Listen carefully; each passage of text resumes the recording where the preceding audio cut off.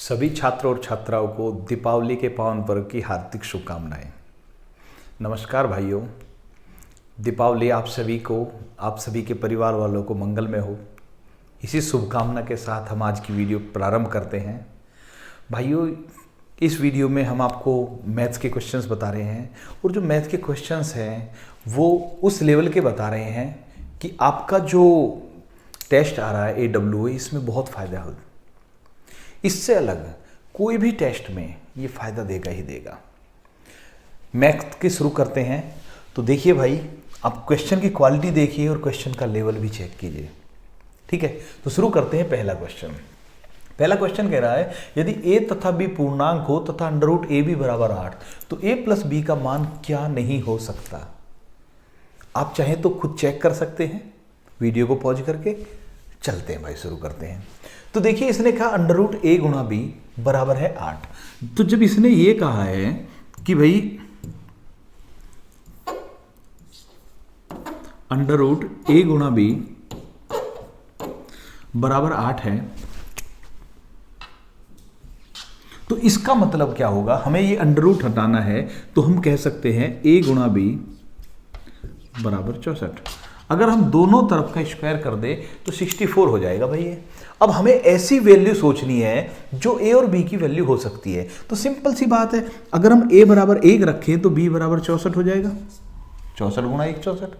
दूसरी चीज़ है 2 रखें तो ये 32 हो जाएगा। और तीसरी चीज़ है ये 4 रखे तो ये 16 हो जाएगा। और 8 रखे तो वो भी 8 हो जाएगा। 8 8 64 हो जाएगा, ठीक है भैया।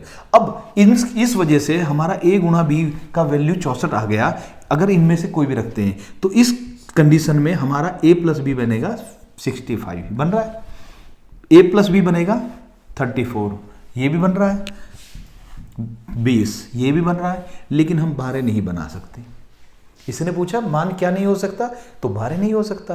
आपके सामने आंसर है भाइयों, ठीक है। उम्मीद है समझ में आ गया होगा। अगले क्वेश्चन पर चलते हैं भाई। अगला क्वेश्चन देखिए, बहुत अच्छा सवाल है। नवीन की चाल कपिल की चाल से 10% कम है। विक्रम की चाल कपिल की चाल से 20% अधिक है। किसी दूरी को तय करने में विक्रम को नवीन की अपेक्षा 2 घंटे कम समय लगता है, तो उस दूरी को कपिल कितने समय में तय करेगा। ठीक है, ट्राई कीजिए। बहुत अच्छे भाई, देखते हैं। तो नवीन की चाल कपिल की चाल से 10% कम है, तो यहां लिख लेते हैं हम नवीन, कपिल और तीसरा है विक्रम। कह रहा नवीन की चाल कपिल की चाल से 10% कम है। अगर इसकी चाल 100 है तो इसकी 90 है, कोई दिक्कत नहीं। आगे कह रहा है विक्रम की चाल कपिल की चाल से 20% अधिक है। कपिल की चाल से 20% अधिक विक्रम की चाल है, कोई दिक्कत नहीं है, परसेंट में दे रखा है। अब हमें इनका रेशियो निकालना है। तो जब हम रेशियो निकालेंगे तो 9 10 12 का रेशियो आ गया।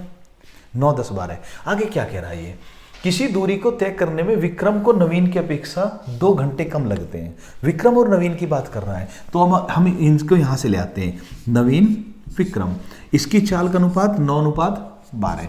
9:12 को आप 3:4 भी बोल सकते हो। यहां पर तो नहीं काट सकते, यहां काट सकते, कोई बात नहीं, हम इतना ही रखते हैं, कोई दिक्कत नहीं है। तो अभी आप सभी जानते हैं कि जो चाल है, तो चाल और समय का अनुपात उल्टा होता भैया। तो चाल समय का अनुपात हो गया 12:9। चाल का अनुपात 9:12 है। 9:12 है। तो इसका जो समय का है वो बदल जाएगा, उल्टा हो जाएगा। क्यों? क्योंकि अगर चाल कम है तो समय ज़्यादा लगता है, चाल ज़्यादा तो समय कम लगता है। अब इसकी चाल हो गई 12x, इसकी 9x। कितने टाइम का अंतर आ रहा है? 3x का समय अंतर आ रहा है। ध्यान से देखिए, ये कह रहा है विक्रम को नवीन की अपेक्षा 2 घंटे कम समय लगता है, तो यहाँ पर 3x का अंतर है। 3x बराबर 2 घंटे, तो 9x बराबर 6 घंटे, 12x बराबर 8 घंटे। तो इसका मतलब नवीन उसको कितने में कर रहा है भाई? 12x में। 12x देखिए, 3x बराबर 2 घंटे, तो 12x बराबर कितना हो गया? 8 घंटे में पूरी कर रहा है, ठीक है। विक्रम कर रहा है 9 घंटे में पूरी, सॉरी 6 घंटे में पूरी। यहां पर 9 घंटे नहीं, 6 घंटे। क्योंकि 6 घंटे क्यों? क्योंकि यहां पर 3x का अंतर, 3x बराबर 2 घंटे, तो 9x बराबर हो गया 6 घंटे और 12x बराबर हो गया 8 घंटे। उम्मीद है समझ में आ गया होगा। अब सिंपल सी बात है, अगर इसकी स्पीड 12 है, 6 घंटे में तय कर रहा है, तो टोटल दूरी कितनी होगी? 72 हो गई। अगर इसकी स्पीड 9 है, 8 घंटे में तय कर रहा है तो 72 होगी, यानी दूरी तो बराबर ही है सभी के मामलों में। तो इसको भी, कपिल को भी 72 किलोमीटर जाना है, या 72 मीटर जाना है, या 72 मील जाना है, कुछ भी, तो 72 दूरी हो गई है। स्पीड कितनी है? 10 की, स्पीड 10 की 72। अब 72 को कितना करें? 72/10, समय कितना लगा? 72/10 घंटे। अब देखिए, अब इसमें सिंपल सा आ गया कि इसकी स्पीड थी 10 की और दूरी जाना था 72, तो समय लगा 72/10 घंटे। अब 72/10 घंटे में बस एक चीज ध्यान रखिए, इसको बोलेंगे 7 सही 2/10 घंटे। यहां पर भी एक ध्यान रखना कि 7 घंटे पूरे हैं, 7 घंटे सभी जगह पूरे हैं। 2/10 घंटे को मिनट में बदलना है, तो हम बोलेंगे 2/10 गुणा 60, तो 12 मिनट आ गया। ठीक है, 7 घंटे 12 मिनट, आंसर आ गया पी। समझ में आ गया भाई? देखिए सवाल बहुत लंबा लग रहा था, फैला हुआ, यहाँ पर थोड़ा सा हमारे पास स्पेस कम है, तो इसलिए इसी को समझाने के हिसाब से हमने आपका थोड़े में ही, मतलब जो भी समझते रहे उसको हटाते रहे।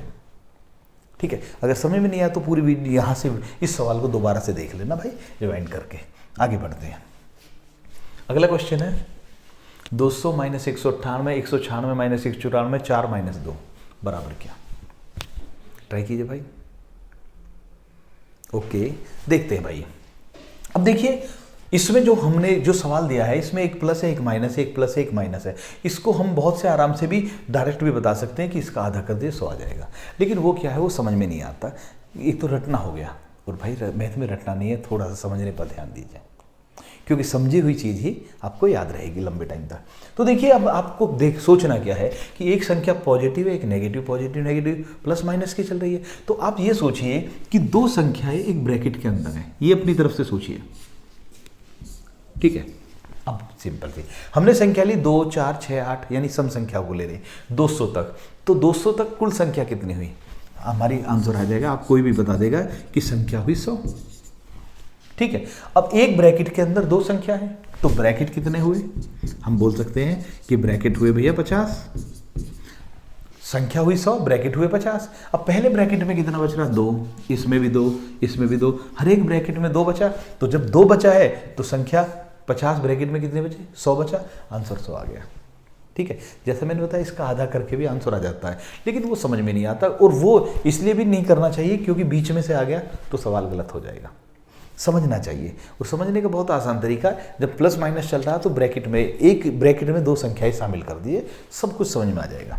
आगे बढ़ते हैं भाई, देखिए आराम से करके। 6 की पावर 73, 6 की पावर 74, 6 की पावर 75 को कौन सी संख्या पूर्णतः विभाजित करती है?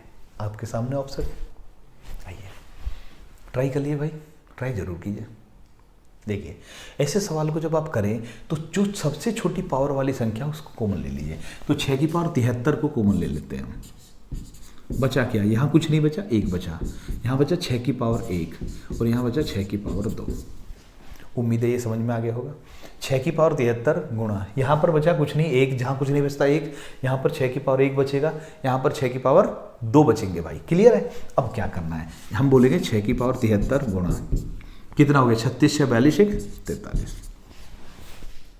ये 43 आ गया। उम्मीद है यहाँ तक समझ में आ गया भाई। ये 36 हो गया, 6 हो गया, 1, 43 हो गया। अब ये किससे कटेगी? देखिए, तो पहली चीज 43 से कट रही है, पक्का। अब 6 की पावर 73 को हम बोल सकते हैं कि 6 की पावर 72 गुणा 6 और गुणा 43, और 6 को बोल सकते हैं 2 गुणा 3, 2 भी तो है इसमें, तो 43 गुणा 2 भी है, 43 दूनी 86 होता है, ये भी कटेगी। अब 43 गुणा 3 भी है, क्योंकि 6 का मतलब क्या? 2 गुणा 3, तो 43 गुणा 3 129 होता है, इससे भी कटेगी। यानी किससे कटेगी? उपरोक्त तीनों से कटेगी। बहुत सारे छात्र क्या करते, जल्दबाजी में पहले को पढ़ा, मिल गया आंसर, लगा दिया। हो सकता है आप में से भी किसी ने यही गलती किया हो।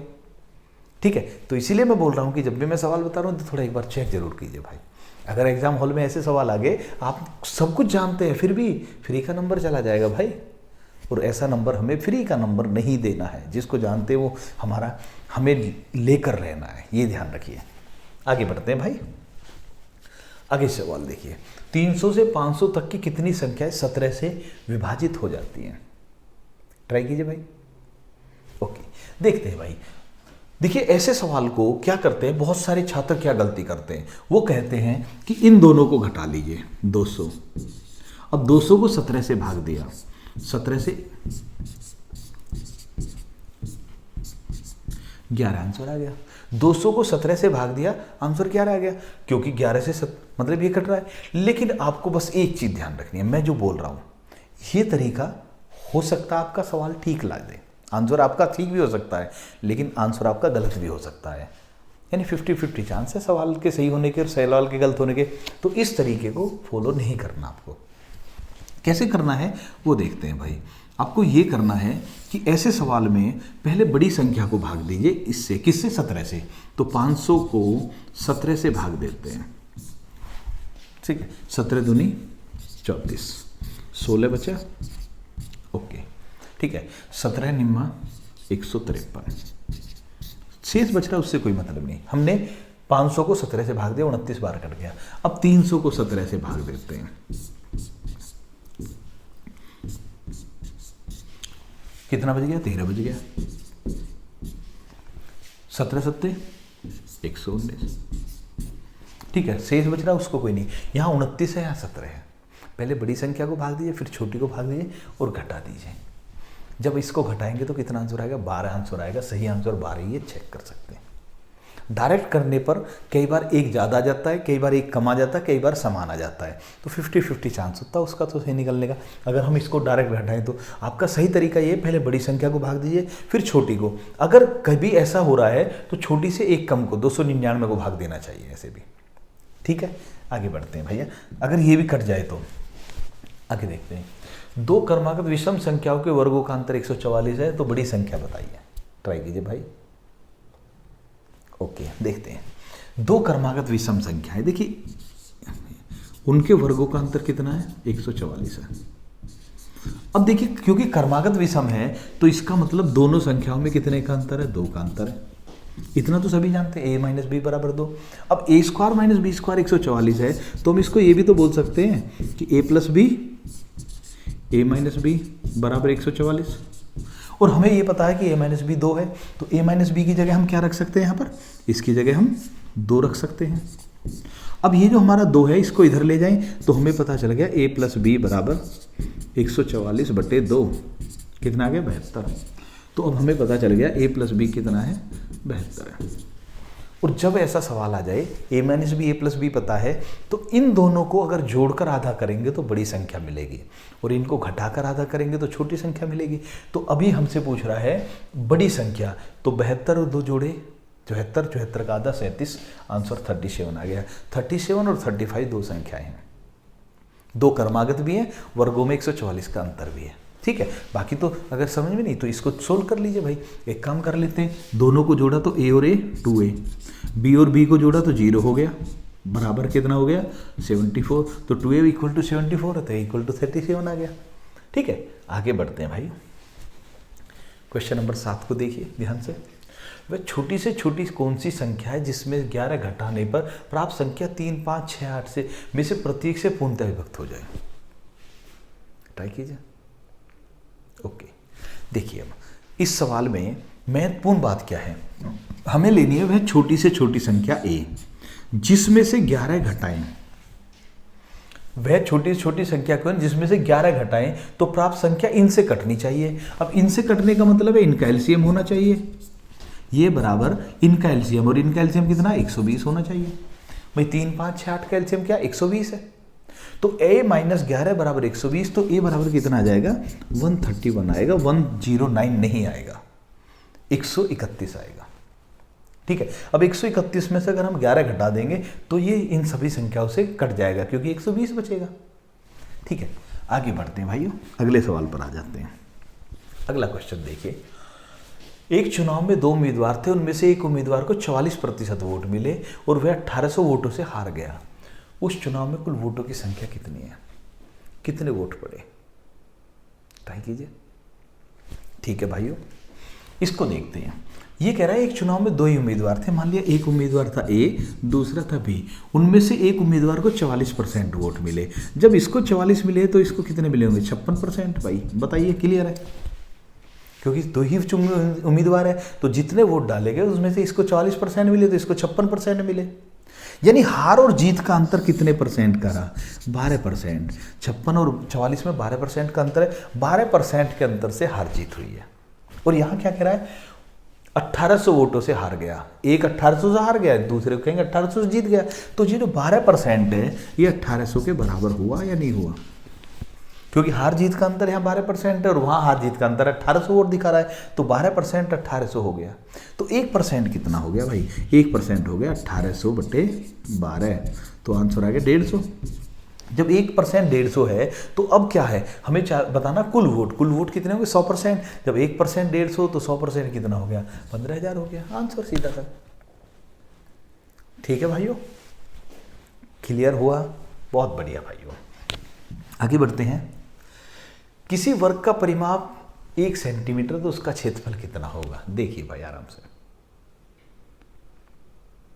बहुत छोटा सवाल है, गलती भी हो सकती है लेकिन देख लेना।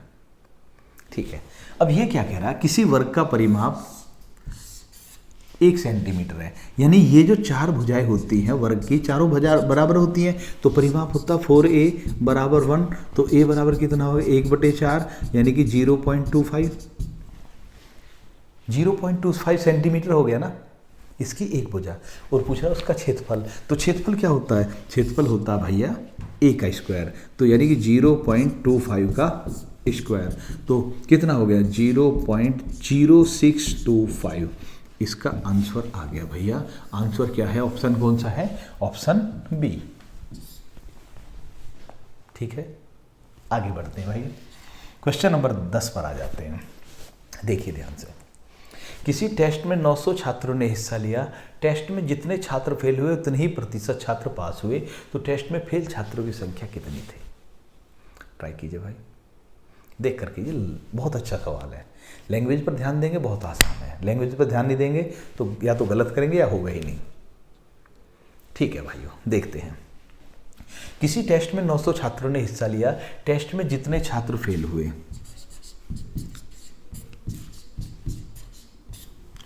तो उतने ही प्रतिशत छात्र पास हुए। ठीक है, जो फेल हुए मान लिया उन छात्रों की संख्या थी a, तो पास हुए a%। याद रखना, जितने फेल हुए उतने परसेंट, यहां परसेंट नहीं है, यहां परसेंट है। ठीक है, जितने छात्र फेल हुए उतने परसेंट पास हुए, यही कह रहा है बस। ठीक है, अब ये जो a% है किसका? टोटल का। तो टोटल का किसका भाई? 900 का। इसको हम कह सकते हैं 900 का a%। ठीक है, और अगर हम फेल और पास को जोड़ दे तो बराबर 900 आ जाएगा, नहीं आएगा? ये भी समझते हैं। 2 जीरो से 2 जीरो निकाल दी, यहाँ बचा 9a और 1a, यानी ये हो गया 10a बराबर 900।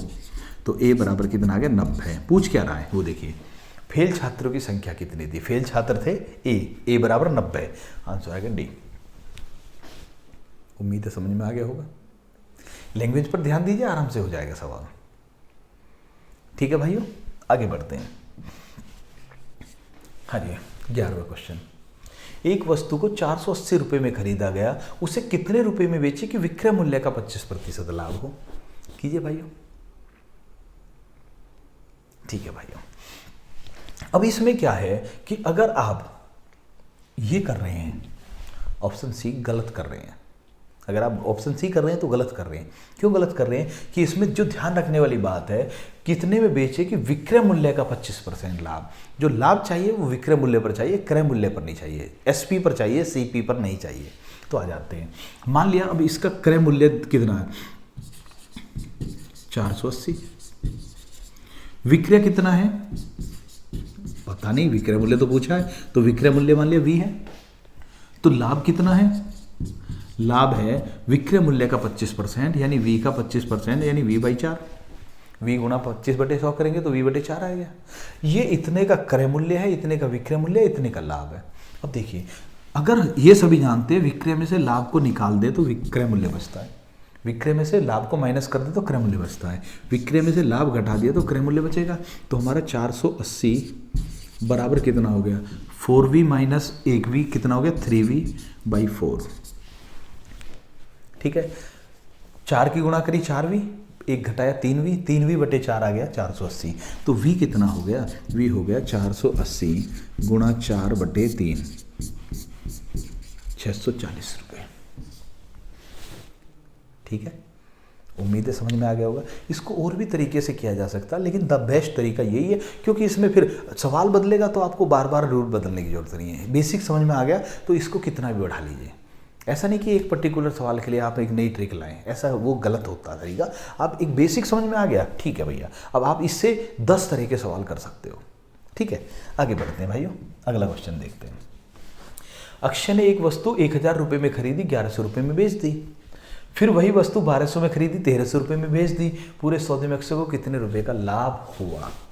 ट्राई कीजिए भाई, आराम से सोचना भाई, देख लेना।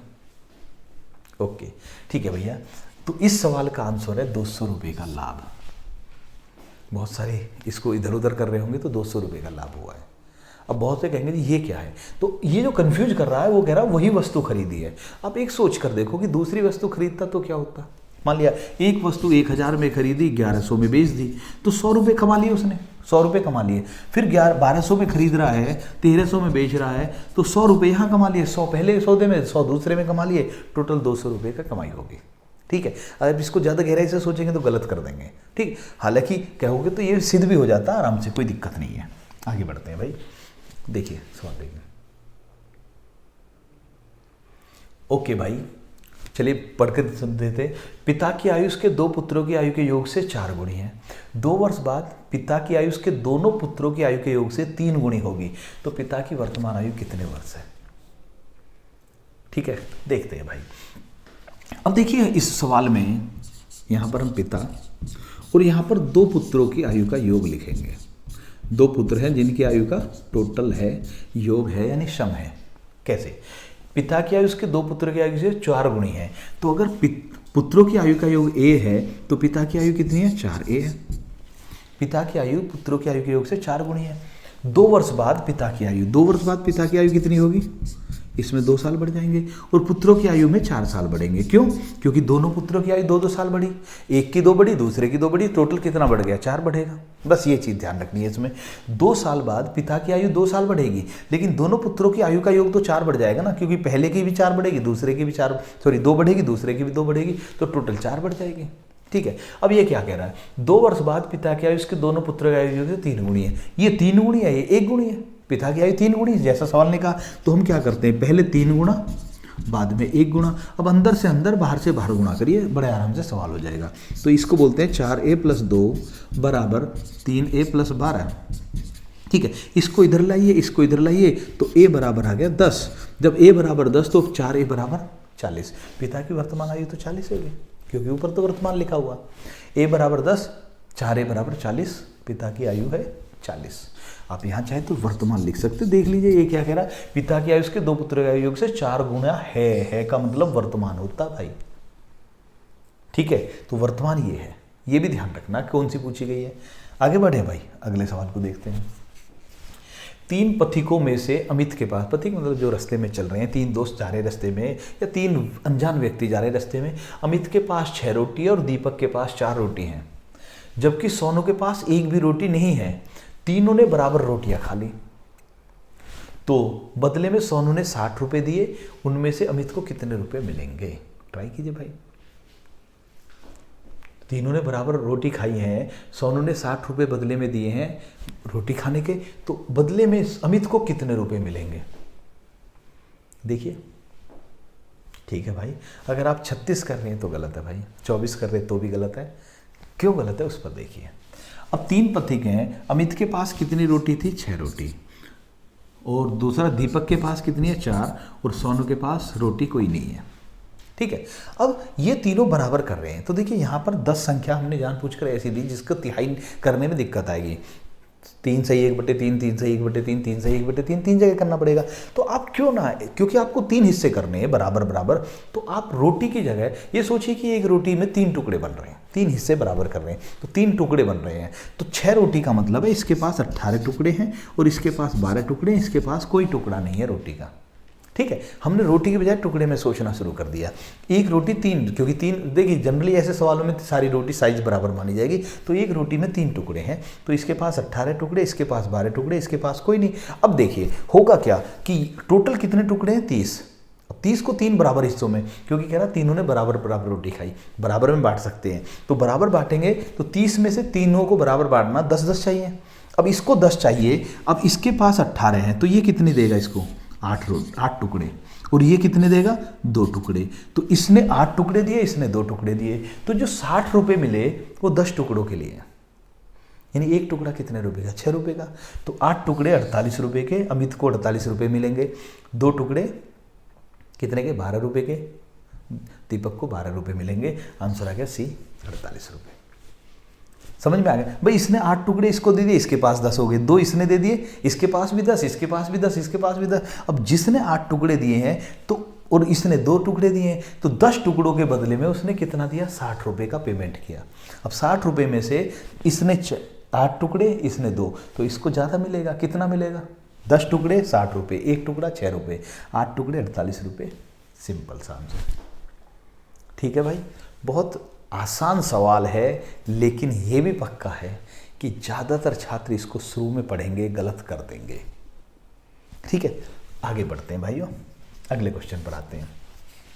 कह रहा किसी मिश्रण में 10% पानी है, यदि मिश्रण में और पानी मिलाकर मिश्रण की मात्रा को 1.5 गुना कर दे तो मिश्रण में कितने प्रतिशत पानी हो जाएगा? ट्राई कीजिए।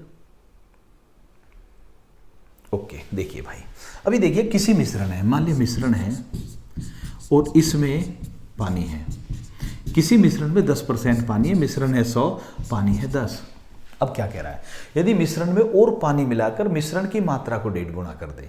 जब और पानी मिलाएंगे, मिश्रण की मात्रा 1.5 गुनी करनी है, यानी ये 150 करनी है, तो ये कितना हो जाएगा? 50 और मिलाना पड़ेगा। पानी ही तो मिला रहे हैं, मिश्रण की मात्रा 1.5 गुनी, 100 से 1.5 गुनी 150 होगी, यानी 50 लीटर में बढ़ाना पड़ेगा, तो 50 लीटर पानी मिलेगा, क्योंकि इसने कहा कि 50 और पानी मिला दे।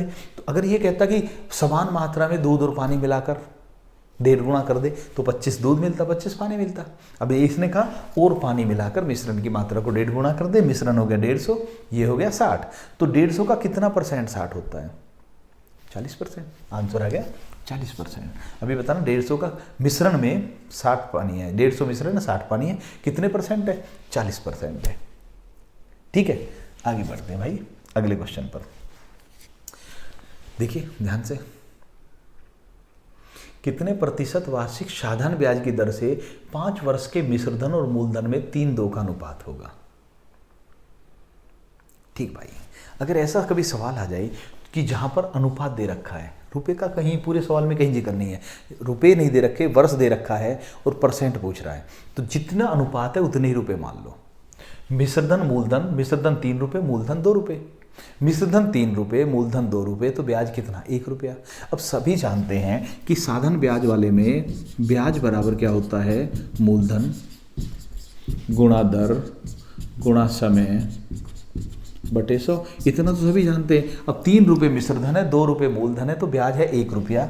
ब्याज बराबर मूलधन 2 रुपया, दर हमें ज्ञात करनी है और समय कितना है? 5 वर्ष बटे 100। ठीक है, 5 वर्ष में यही कह रहा है ना। अब देखिए जी, 5 से 20 बार कट गया, 2 से 10 बार कट गया, R बटे 10 1 है, तो R बराबर कितना आ गया भाई? 10% आ गया आंसर। ठीक है, सिंपल चीज़ है, बिल्कुल कुछ नहीं देखना, जितना अनुपात है उतने रुपए ही मान लीजिए, सारा सवाल आराम से हो जाएगा। अब इसमें ज़्यादा टेंशन नहीं रखनी, सिंपल सवालों को सिंपल बनाइए। ठीक, अगले सवाल पर आते हैं।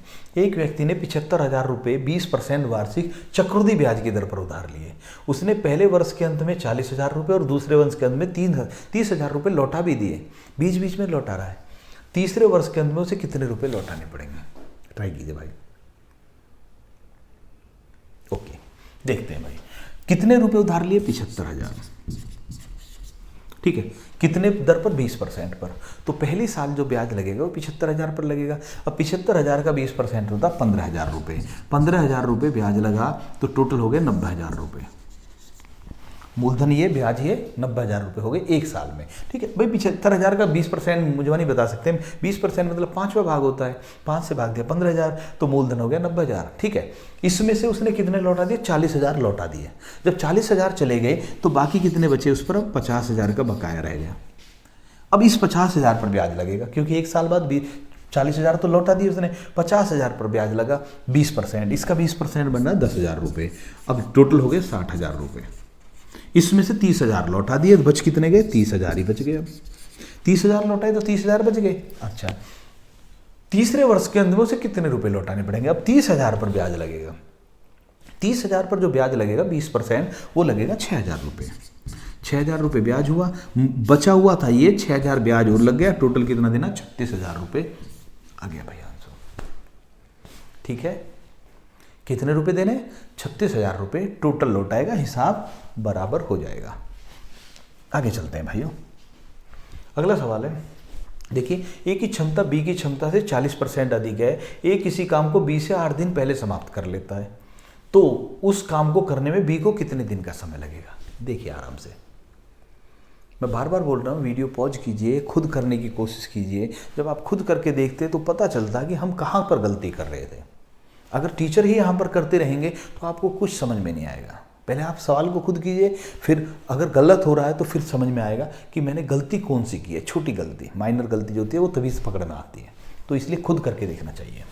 ए की क्षमता बी की क्षमता से 40% अधिक है। देखिए ए और बी दो हैं, इनकी क्षमता की बात करते हैं, तो अगर इसकी क्षमता 100 है तो इसकी 140 है। ए की क्षमता बी की क्षमता से 40% अधिक है। अब इसको छोटा कर लेते हैं, अनुपात बना लेते हैं, तो 20 से 5 बार, ये 7 बार। इसकी क्षमता 7 है, इसकी 5 है। अब एक बात बताइए, क्षमता का मतलब क्या है? मान लिया एक दिन में 7 काम निपटा रहा है, ये एक दिन में 5 काम निपटा रहा है, यानी ये ज़्यादा काम कर रहा है। अब जिसकी क्षमता ज़्यादा होती है वो काम को जल्दी करता है, तो क्षमता और समय का अनुपात क्या होता है? उल्टा होता है। क्षमता समय का अनुपात उल्टा होता है। अच्छा भाई, अब देखिए, यानी इसको समय लगेगा 5x, इसको 7x। अब क्या कह रहा है? उस काम को करने में बी को यहाँ देखते हैं, ए किसी काम को बी से 8 दिन पहले समाप्त कर लेता है। ए का बी से 8 दिन पहले, तो ए को लग रहे 5x, बी को 7x। कितना कम लग रहा है? 2x। और यहाँ कितना कम लग रहा है? 8 दिन।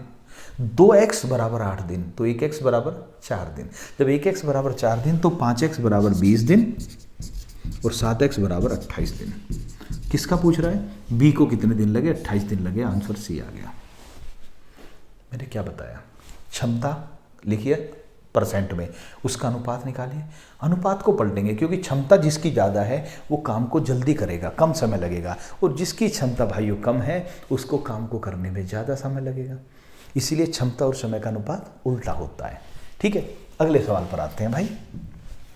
19वां सवाल है, 54 किलोमीटर प्रति घंटे की चाल से जा रही 180 मीटर लंबी रेलगाड़ी किसी पुल को 1.2 मिनट में पार कर जाती है, तो उस पुल की लंबाई कितने मीटर है? आपके सामने लिखा हुआ है, देखते हैं भाइयों। ठीक है, तो देखिए क्या कह रहा है। चाल, पहले हम बात करते हैं चाल की। रेलगाड़ी की चाल है 54 किलोमीटर प्रति घंटा। ठीक है, समय है 1.2 मिनट, और दूरी कितनी है? दूरी है 180 मीटर लंबी रेलगाड़ी पुल को पार कर रही है। रेलगाड़ी की लंबाई प्लस पुल की लंबाई इतने मीटर में है। अब देखिए सब गड़बड़ क्या है इसमें? चाल किलोमीटर प्रति घंटा में, समय मिनट में, और दूरी मीटर में। सारी चीज़ें अलग अलग चल रही हैं। तो अब हमारा आंसर जो मीटर में ही लाना हमें। रेलगाड़ी की लंबाई और पुल की लंबाई p मान लिया। तो अब हम क्या करें? इस चाल को किलोमीटर प्रति घंटा से मीटर प्रति सेकंड में बदलें। तो मीटर प्रति सेकंड क्या बदलेंगे? 54 गुणा 5/18, सभी जानते हैं, 15 मीटर प्रति सेकंड होगी। चाल में यूनिट सेम आ गया। अब 1.2 मिनट, 1.2 मिनट में बस ये ध्यान रखना, बहुत सारे इसे गलत कर देते हैं। 1.2 मिनट का मतलब है 60 की गुणा कर दीजिए, तो ये आ गया 72 सेकंड, 72 सेकंड आ गया। ये मीटर प्रति सेकंड आ गया। उम्मीद है यहाँ तक समझ में आ गया होगा। अगर ये समझ में आ गया तो फिर तो कोई दिक्कत ही नहीं है। ये दूरी है, ये समय है, ये चाल है। दूरी बराबर क्या होता है? दूरी बराबर होता है चाल गुणा समय। ठीक है, 180 प्लस p बराबर 15 गुणा 72। 15 गुणा 72 करेंगे तो ये हो जाएगा 1080। 180 प्लस p 1080 है, तो इसका मतलब p की वैल्यू कितनी है? 900 है। आंसर 900 मीटर आ गया। ठीक है भाइयों, ये भी समझ में आ गया। ठीक है, इसमें बहुत सारे गलती क्या करते हैं वो 1.2 मिनट, 1.2 मिनट को क्या करते हैं बहुत सारे। देखिए ये तो मैं हटा रहा हूँ अब इसको, इसकी ज़रूरत नहीं है। बहुत सारी गलती जो करते हैं उस पर जाइए। 1.2 मिनट में बहुत सारे भाई करेंगे कि इसको 62 सेकंड कर देंगे, जो कि गलत है। बहुत सारे 1 मिनट और 0.2 मिनट, इसको बहुत सारे 80 सेकंड कर देंगे, वो भी गलत है। तो आपको बस करना क्या है भाई, आप जानते हैं कि 1 मिनट में 60 सेकंड होते हैं, 1 मिनट में 60 सेकंड, 2 में 120 होते हैं। तो जितने भी मिनट हैं उसमें 60 की गुणा करते हैं, तो 1.2 मल्टीप्लाई बाई 60। तो देखिए दशमलव है यहाँ पर, कोई दिक्कत नहीं है। 12 6 72, 720 आ गया। इनकी गुणा करें तो, और एक स्थान छोड़ के दशमलव लगेगा तो 72 सेकंड आंसर आ जाएगा। ठीक है, तो 1.2 किसी भी दशमलव वाले मिनट को बदलना है तो 60 की गुणा करिए, आराम से सही होगा, वरना तो गलत होने के चांस हो जाते हैं। ठीक है, अगले सवाल पर आते हैं। आज का लास्ट सवाल कर लेते हैं इसको। यदि किसी तार को वर्ग के आकार में मोड़े तो उसका क्षेत्रफल 121 वर्ग सेंटीमीटर होता है। यदि उसी तार को आकार बदलकर वृत्त जैसा कर दिया जाए तो इसका क्षेत्रफल क्या होगा? ट्राई कीजिए भाई, बहुत अच्छा सवाल है। ठीक थी, देखिए एक तार है, अगर इसको हम वर्ग के रूप में मोड़े तो इसका क्षेत्रफल है 121। उसी तार को मोड़कर वृत्त के रूप में कर दें तो इसका क्षेत्रफल कितना होगा? पूछ रहा है। वृत्त जैसा कर दिया तो इसका क्षेत्रफल, दोनों में क्षेत्रफल पूछ रहा है, इसमें क्षेत्रफल पूछा है, यहाँ क्षेत्रफल दे रखा है। अब एक बात बताइए, जब तार वर्गाकार है और उसका क्षेत्रफल 121 है, यानी कि भुजा कितनी है? 11 11। ठीक है, कोई दिक्कत नहीं है। इसकी भुजा 11 11 है, यानी इस टोटल तार की लंबाई कितनी है? 44 है। अब इसी तार को यहां पर मोड़ दिया गया, समझ में आया मैंने क्या कहा? भाई ये 121 इसका क्षेत्रफल था, तो भुजा 11 गुणा 11 थी, 121 तभी तो हुआ। तो यानी कि चारों भुजाओं का योग 44 है, तो तार की कुल लंबाई होगी 44 सेंटीमीटर। कुल लंबाई की बात कर रहा हूं मैं, तार की कितनी है भाई? 44 सेंटीमीटर। अब दूसरी बात भाई, अब जब 44 सेंटीमीटर इस तार की लंबाई है, इसी तार को हमने मोड़ दिया और इसकी लंबाई कितनी है? जितनी इसकी, इस तार की लंबाई कितनी है? यहां से यहां तक जितनी इसकी परिधि है वो इसकी लंबाई है। तो वृत्त की परिधि कितनी होगी? देखिए यहां पर लिख देता हूं मैं, क्योंकि उधर हम यूज करेंगे। इसकी परिधि 2 पाई r बराबर 44, यानी कि r बराबर कितना आ गया? 44 गुणा 7 बटे 22 गुणा 2, क्योंकि 22 बटे 7 है तो ये 7 आ गया, r बराबर 7 आ गया। जब हमारा r बराबर 7 आ गया तो हम इसका क्षेत्रफल निकाल सकते हैं। क्षेत्रफल तो निकल जाएगा, पाई r स्क्वायर, यानी पाई r स्क्वायर 22 बटे 7 गुणा 7 गुणा 7, r स्क्वायर 7 आ गया। कितना हो गया? 154 वर्ग सेंटीमीटर। समझ में आ गया? मैं फिर से एक बार रिपीट करता हूँ, उसको ध्यान से देखिए, क्योंकि ये सवाल थोड़ा सा मैं दूसरी बार इसलिए रिपीट कर रहा हूँ क्योंकि समझने लायक सवाल है ये। एक तार है हमारे पास, इस तार को अगर हम ऐसे मोड़े तो इसका क्षेत्रफल 121 बैठता है। अगर हम इसको इस रूप में मोड़ दे, तार तो वही है ना, तो इसका क्षेत्रफल कितना होगा? पूछ क्या रहा है? क्षेत्रफल। इसका क्षेत्रफल क्या होता है? वर्ग का क्षेत्रफल होता है ए स्क्वायर। ए स्क्वायर बराबर 121, तो ए बराबर 11, यानी हर एक भुजा 11 11। तो तार की टोटल लंबाई कितनी हो गई? 44, यानी ये चारों मिलकर 44 है। जितना बड़ा ये तार है उतना ही बड़ा ये है, ये भी इसकी 44 हो गई, नहीं हुई? और इसको क्या बोलते हैं? परिधि, सरकमफेरेंस। सरकमफेरेंस या परिधि क्या होता है? 2 पाई r, 2 गुणा 22 बटे 7 गुणा r बराबर 44। जैसे हमने पता इसके 44 है तो इसका भी 44 होगा, क्योंकि तार तो वही मोड़ा गया है। तो इसका मतलब r बराबर कितना हो गया? 44 गुणा 7 बटे 22 गुणा 2। इसको उधर ले गए तो 44 से 44 कट गया, r बराबर 7। अब हमें पता है इस सर्किल की त्रिज्या r कितनी है? इस सर्किल की रेडियस है कितनी भाई? 7। तो सर्किल का क्षेत्रफल पूछ रहा है, बराबर होता है पाई r स्क्वायर, यानी कि 22 बटे 7 गुणा 7 गुणा 7, आंसर आ गया 154 वर्ग सेंटीमीटर। ठीक है भाइयों, तो हमने ये 20 सवाल कराए आपको, 20 सवाल अलग अलग चैप्टर के, और मेरे हिसाब से बहुत अच्छे सवाल हैं जो आपको बहुत कुछ सिखा कर जाएंगे। आज की वीडियो में हम इतना ही रखते हैं भाइयों। एक बार फिर से आप सभी को दीपावली की हार्दिक शुभकामनाएं। आपका जीवन दीपावली के मंगल दीपों की तरह जगमग हो जाए, इन्हीं शुभकामनाओं के साथ जय श्री राम भाइयों, जय हिंद।